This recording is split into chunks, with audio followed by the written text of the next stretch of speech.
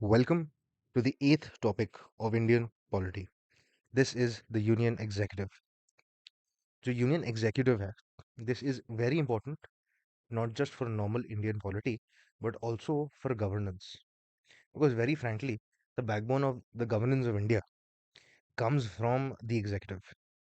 Finally वही हमको govern करते हैं ना, जो एग्जीक्यूटिव बैठे हैं, चाहे वो स्टेट एग्जीक्यूटिव के हो या यूनियन एग्जीक्यूटिव के हो, चाहे वो आपके तहसीलदार हो या हमारे देश के प्राइम मिनिस्टर हो, यही लोग हमको गवर्न करते हैं, which is why executive in general is very very important.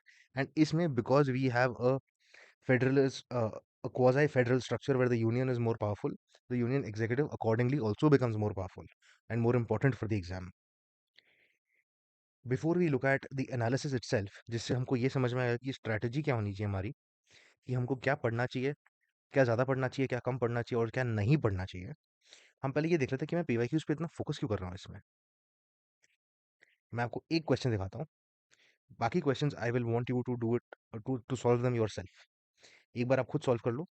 इसी डॉक्यूमेंट में सारे क्वेश्चंस है, आंसर की भी है, मेंस के भी है, प्रीलिम्स के भी हैं. आप सॉल्व करने के बाद थोड़ा आपको और क्लैरिटी आएगा. एनालिसिस तो मैं दे ही रहा हूँ आपको साथ में. ये जो सेकंड 22nd क्वेश्चन है, पहला स्टेटमेंट देखिए. The council of ministers in the centre, मतलब union council of ministers shall be collectively responsible to the parliament. Second statement, the union minister shall hold the office during the pleasure of the president. Third, the PM shall communicate to the president about the proposals for legislation. ये जो statement 2 और 3 है, ये अगर आपने एक आध बार polity पढ़ा है आप पक्का करेक्ट मारोगे. जो पहला स्टेटमेंट है, अगर आपने एक आध बार पॉलिटी पढ़ा है आप इसको भी करेक्ट मार्क करोगे. And most people will mark this as 1, 2 and 3. And इनका आंसर गलत हो जाएगा. गलत इसलिए हो जाएगा बिकॉज इसका असली आंसर है 2 एंड 3. पहला स्टेटमेंट गलत है. हम ज़्यादातर जब पढ़ते हैं हम ये पढ़ते हैं, जब हम काउंसिल ऑफ मिनिस्टर्स के बारे में जो पढ़ते हैं, that they are responsible in general to the parliament but specifically to the Lok Sabha. ये एक तरीके का मंडेला इफेक्ट है, बिकॉज ऐसा नहीं है, बिल्कुल भी नहीं है. यही है that the council of ministers are responsible to the Lok Sabha.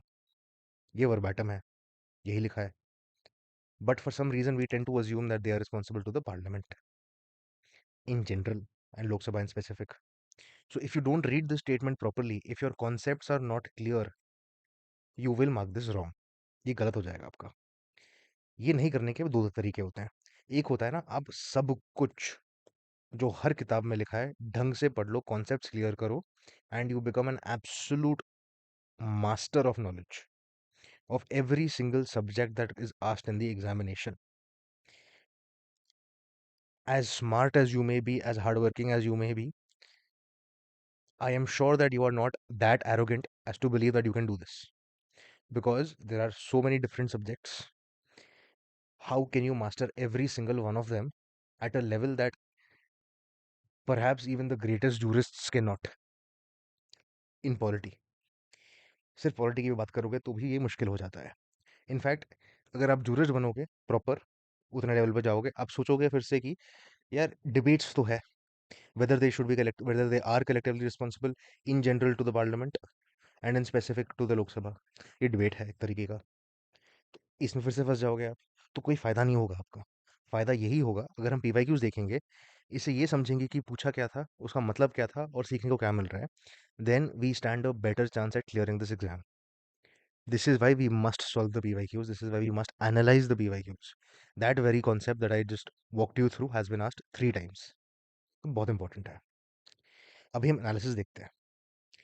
ये पहली बात, ये जो टेबल आपके सामने है, जिसमें पहले ही बता चुका हूँ, ये टेबल आप ढंग से पढ़िए once you have solved the questions yourself. वरना it is quite frankly a spoiler. आपको आंसर्स मिल जाएंगे यहाँ पे एक तरीके से, फ़ायदा नहीं है उसका. इसलिए if you're I will not walk you through the entire table right now, so that you can watch this analysis first. Analysis में बस ये हम पता करेंगे कि इसमें ज़्यादा क्या पढ़ना है, कम क्या पढ़ना है, अपना प्रायोरिटी क्या होना चाहिए और क्वेश्चंस किस तरीके के आए हैं. बाद में आप क्वेश्चन सॉल्व करना और टेबल ढंग से जहाँ भी डाउट है वो देख सकते हो. There have been around 55 questions from this topic. हर क्वेश्चन का आपको टेबल में देखने का ज़रूरत नहीं है. जो क्वेश्चन में आपको डाउट है, समझ नहीं आ रहा या कंफ्यूजन है, उनका देखिए बस. मैं आपको बताऊंगा कि पूरे टेबल से क्या सीखने को मिल रहा है. Your time should be spent on studying. Now ये as we seen throughout, question numbers वही है जो हमारे क्वेश्चन नंबर्स इस डॉक्यूमेंट में है क्वेश्चंस के। ईयर भी दिया ताकि कंफ्यूजन ना हो। थीम कौन सा है वो हमको मालूम पड़ता है। थीम के बाद सब टॉपिक क्या था, डिफिकल्टी कैसी थी, whether it was hard, moderate और easy, whether it was static, current और मेन और मिक्स्ड, नॉलेज क्या टेस्ट कर रही थी वो, नॉलेज वो क्वेश्चन में क्या टेस्ट हो रहा था, कोर कॉन्सेप्ट क्या है जो आपको मालूम होना चाहिए वो क्वेश्चन सही करने के लिए, and what is the trick that UPSC used in that specific question. इसके अलावा what are the common mistakes that people make. So if you make a mistake in a question, it would be worthwhile to see if that mistake is common or not. And if it is common, was it due to the trick used? Were you unclear with the core concept? Or was it just a very difficult question? अब ये table आप बाद में देख लेना, एक बार question solve हो गए आपके तो। अब ये देखते हैं कि हमको इससे सीखने को क्या मिलता है। पहले तो हम फ्रीक्वेंसी देखते हैं। अब ये जो फ्रीक्वेंसी है, हम पहले ये देख सकते हैं कि out of the 55 question that were asked, 6 question तो हमको देखने को मिला है 2009 में ही। एक साल में 6 क्वेश्चन आ गए, अराउंड 12 मार्क। 2025 में 4 क्वेश्चन है, ये हो गए 8 mark. You can understand the importance when the cut off is 100 के एट मैक्स। 2025 में तो उतना भी नहीं था, but when the cut off is let's say approximately 90 at best, 8 marks comes from one single topic. तो ये टॉपिक बहुत इंपॉर्टेंट नहीं हो गया है? It is extremely important. इसमें अभी हम ये देखते हैं कि क्या थीम से पूछे गए हैं questions. Now as you can see in front of you, ये पूरा डिस्ट्रीब्यूशन दिया गया है आपको थीम्स के बारे में। I will suggest that you see ज़्यादा क्वेश्चंस कहाँ से आए हैं। So I think one thing should be very clear इसमें, कि ये जो शुरू के जो दो थीम्स है that are the basically president, ये बहुत ही ज़्यादा इंपॉर्टेंट है। इन दोनों को मिला के अप्रोक्सीमेटली 40% के क्वेश्चन तो यहीं से आ रहे हैं। Now the other interesting thing is, if you take some other important things like the council of ministers, like the prime minister, ये भी and जो कैबिनेट है ये भी, इन तीनों को मिला के आपके और 30% हो जाते हैं क्वेश्चंस। सो योर ऐड करोगे तो अराउंड 70% क्वेश्चंस बस यहीं से आ रहे हैं। So these are your most important areas. इसके बाद यू हैव समथिंग कॉल्ड आपके जो रिकरिंग कॉन्सेप्ट्स है।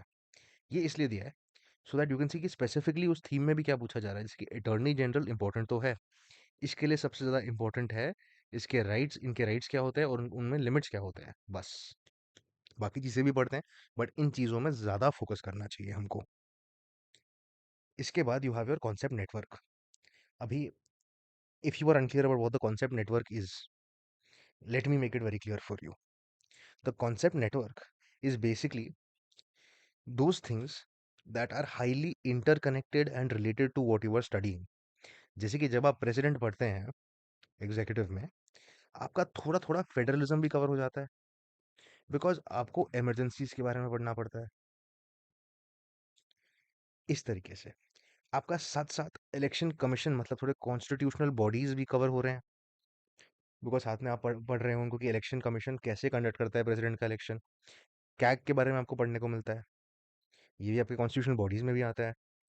ये इसका एक काम है कॉन्सेप्ट नेटवर्क का। दूसरा काम ये है कि आप देखेंगे इसी में that most questions that have come, I mean most of the questions that have been asked in these 30 year previous year questions, they have been statement based. अब स्टेटमेंट बेस्ड का मतलब ये होता है दैट एक क्वेश्चन है, statements है, और आंसर आपको बोलना पड़ता है कि कौन कितने स्टेटमेंट सही है। जैसे हमने वो क्वेश्चन देखा था about how the parliament, how the council minister are responsible not to the parliament but to the Lok Sabha specifically. यहाँ से हमको लास्ट 30 ईयर्स में 58% क्वेश्चन यहीं से आए हैं इन जनरल। बिकॉज हम जब हम 30 ईयर्स के देखते हैं, जो सिंगल बेस्ट आंसर होता है ना कि क्वेश्चन दे दिया और साथ में उसमें answers A B C D है, इनमें से एक सही होता है, इसको सिंगल बेस्ट कहते हैं। ज़्यादातर यहाँ के क्वेश्चन ज़्यादा आते हैं बिकॉज 30 ईयर्स में ये डोमिनेंट फॉर्म था। साथ में असर्शन रीजनिंग वगैरह भी आता था, बट ये डोमिनेंट था। इवन स्टिल इसमें हमको देखने को मिल रहा है कि statement based is the most common. What that tells you is that इसमें your concept network is more important, because you to get those 2 marks of that question, it is not just the union executive that you'll have to know. You will have to know these related things as well. इनके अलावा maybe next time जब exam होगा, you will have to know some other subject का concept too. तो ये सब inter related है, साथ साथ पढ़ना चाहिए, पढ़ते पढ़ते रिवाइज करना चाहिए. अब साथ साथ पढ़ने का ये मतलब नहीं है कि आप प्रेसिडेंट का 2 पेज पढ़ोगे और उसके बाद जाके जुडिशरी का 2 पेज पढ़ोगे. That is just foolish. You can't study half of this and half of this. The point is, after your, let's say you're studying judiciary after the president, when you're studying the judiciary and some relevant thing comes that makes you think of the president, you should just sit back and try and recall and revise the president as well. वो interconnection दिमाग में बनाना होता है. This is just so that आपके awareness में होगा, ताकि जब आप वो चीज़ें पढ़ रहे हो आपको याद आए. एंड एक बार याद आएगा, आप उसको दिमाग में थोड़ी देर सोचोगे तो it will be set in your brain. Then you will be able to recall in the exam as well. ये देखने के बाद आपको कवरेज हीट मैप देखना चाहिए. अब ये जो हीट मैप है, इसमें ये जो पहले के 2 चीज़ें हैं, फ्रीक्वेंटली टेस्टेड, ओकेजनली टेस्टेड, यहाँ तो क्वेश्चंस बनते ही हैं, आते ही हैं, ये आप करोगे ही, इंपॉर्टेंट है. उसके बाद जो rarely tested and never tested है, these are the questions or these are the concepts that you should still know even if a direct prelims question does not come, because not only will it let you answer additional questions, आपका जो answer writing में जो gaps होता है, जो elimination होता है, यहाँ पे आपको हेल्प मिलेगा. Plus these things can also be considered over due in prelims. अभी तक नहीं पूछा गया का ये मतलब नहीं है कि कभी नहीं पूछा जाएगा. इट जस्ट मीन्स अभी तक नहीं पूछा गया है.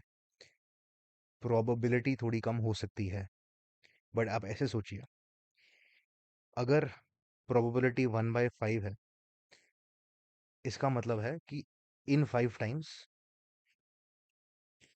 If the probability is 1/5, the probability of that thing coming, let's say x appearing is 1/5, तो 5 बार में ABCXD ऐसे कुछ बन सकता है. ये जो x है, जो आ सकता है 1/5 times, will it come the time you are giving the exam? इसकी श्योरिटी आपको नहीं है.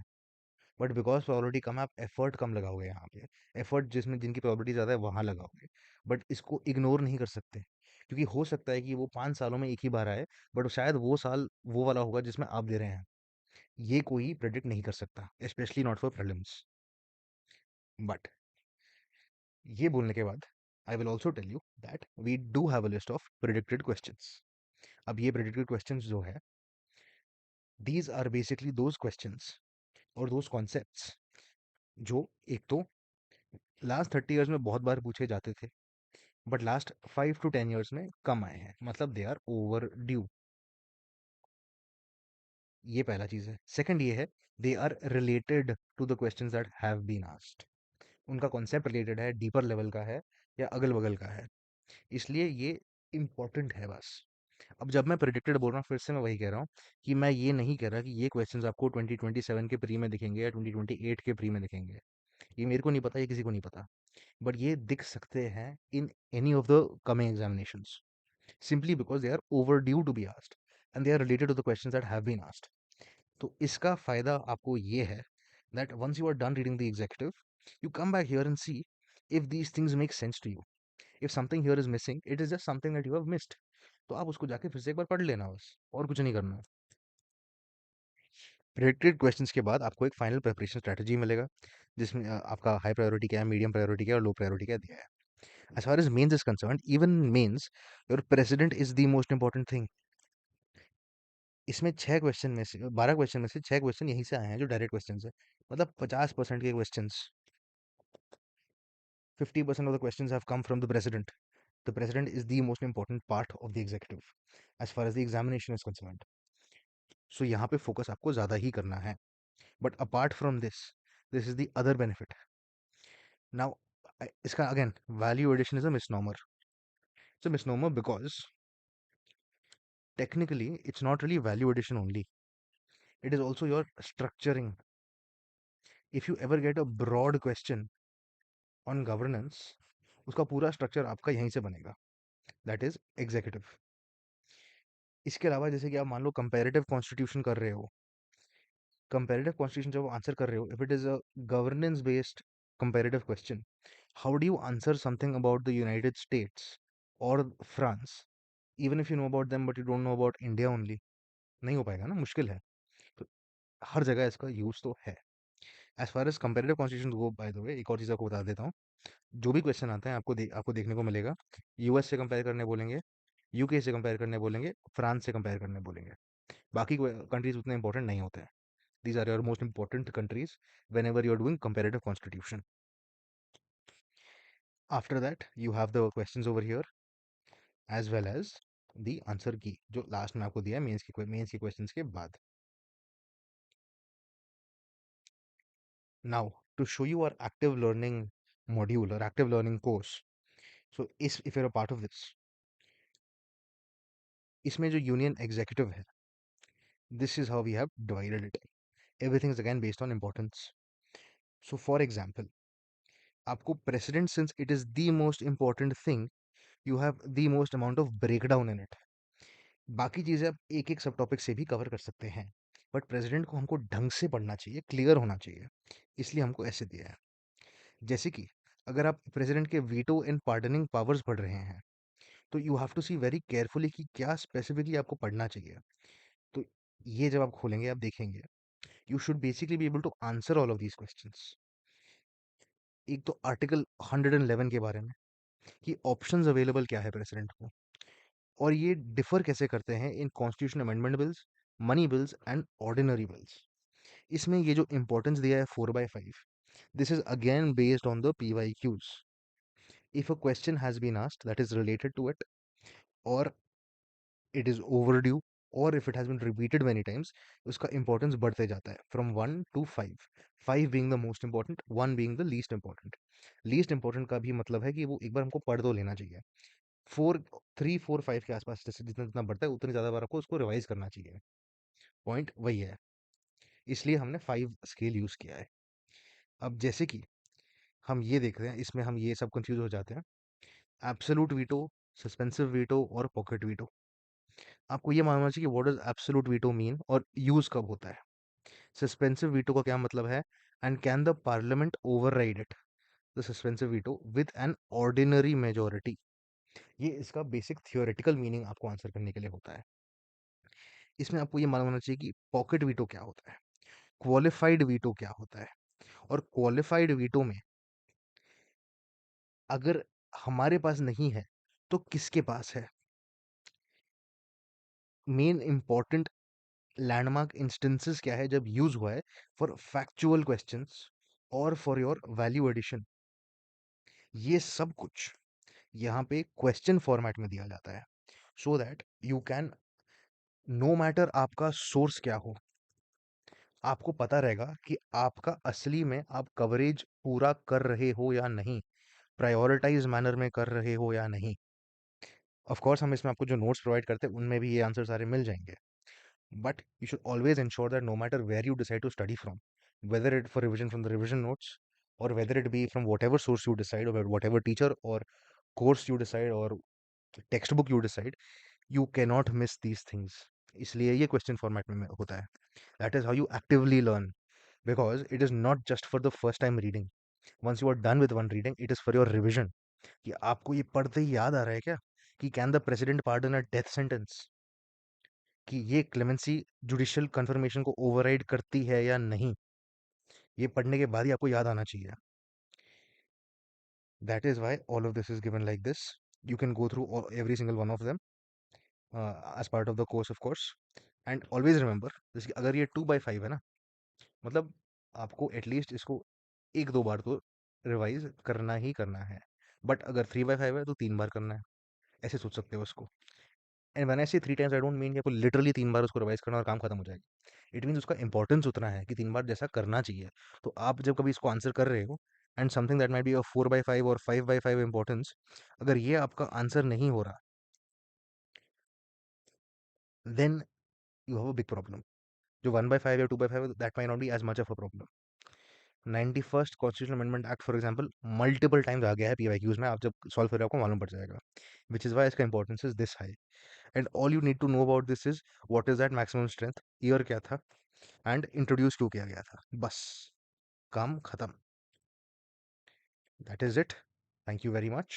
If you would like these notes, I mean the PDF of the analysis document and the strategy document, आप description से Telegram join कर सकते हैं, वरना आपको बस जाना है टेलीग्राम पे और ये चैनल ज्वाइन करना है at the aspirant network. Thank you and all the very best.